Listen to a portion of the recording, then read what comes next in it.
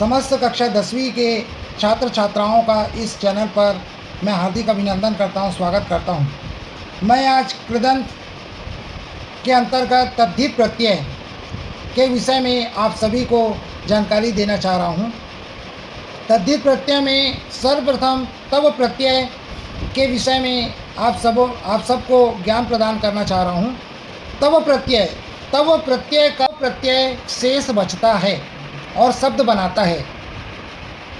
उदाहरण में जिस शब्द के अंतिम में त्वम दिया गया होगा वह तव प्रत्यय कहलाता है, यह इसकी पहचान है।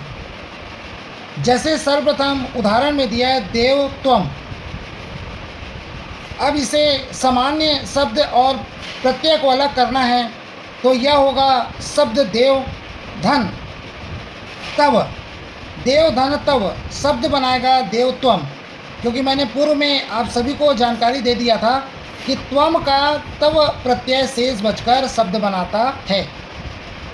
इसी प्रकार इसका दूसरा उदाहरण है शिशु त्वम। शिशु सामान्य शब्द है, धन प्रत्यय आएगा तव, या दोनों को जोड़कर हम शब्द बनाएंगे शिशुत्वम। इसी प्रकार अगला प्रत्यय है ठग प्रत्यय। इसका इक प्रत्यय शब्द में दिया रहता है। प्रत्यय के अंतर्गत ठग प्रत्यय का इक प्रत्यय अंतिम में जुड़ता है। ठग प्रत्यय इक प्रत्यय से शब्द बनाता है। जैसे इसके उदाहरण हैं ठग प्रत्यय के समाजिका। समाजिका इसमें शब्द रहेगा समाज धन ठग। अब ठग का इक प्रत्यय जुड़ेगा। यदि आप सभी बनाएंगे समाज धन इक तो शब्द बन जाएगा समाजिका। इसी प्रकार इसके दूसरे उदाहरण है लौकिका। सामान्य शब्द आएगा लोक, धन प्रत्यय आएगा ठग। अब ठग का इक प्रत्यय बचकर इसका शब्द बनाएगा लोक धन इक लौकिका। इसी प्रकार अगला प्रत्यय है तल प्रत्यय। तल प्रत्यय का ता जुड़ता है, शब्द बनाने का यह कार्य करता है। जिस शब्द के अंतिम में ता दिया है वह तल प्रत्यय का उदाहरण है। जैसे उदाहरण दिया है शीतलता।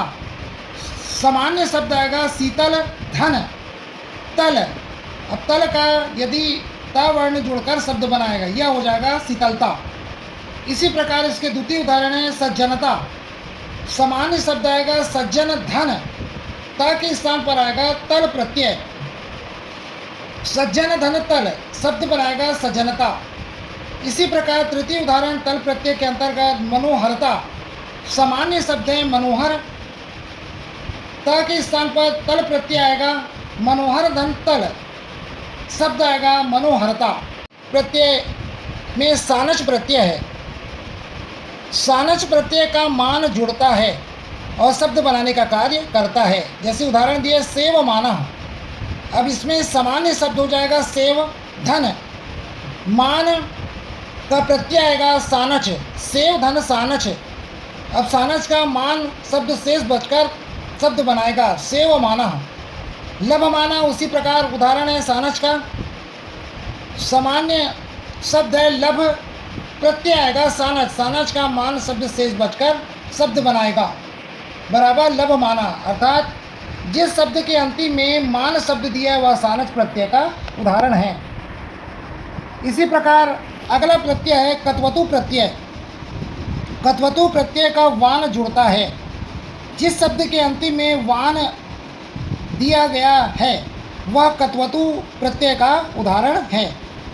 जैसे उदाहरण में दिया है पठितवान। इसके मूल धातु शब्द हो जाएगा जिससे हम क्रिया करवाते हैं पठ, प्रत्यय आएगा वान का कत्वतु। अब कत्वतु का वान शब्द शेष बचकर शब्द बनाएगा पठ धन वान, तो ये बन जाएगा पठितवान। इसी प्रकार तद्धित प्रत्यय के अंतर्गत अगला प्रत्यय है डीप प्रत्यय। डीप प्रत्यय का ई वर्ण जुड़ता है और शब्द बनाता है। जैसे उदाहरण के रूप में दिया देवी। देवी है तो देवी में देव जो है सामान्य शब्द हो जाएगा, प्रत्यय आएगा डीप। अब डीप का ई प्रत्यय जुड़कर शब्द बनाएगा बराबर हो जाएगा देवी। इसी प्रकार डीप प्रत्यय का द्वितीय उदाहरण है कुमारी।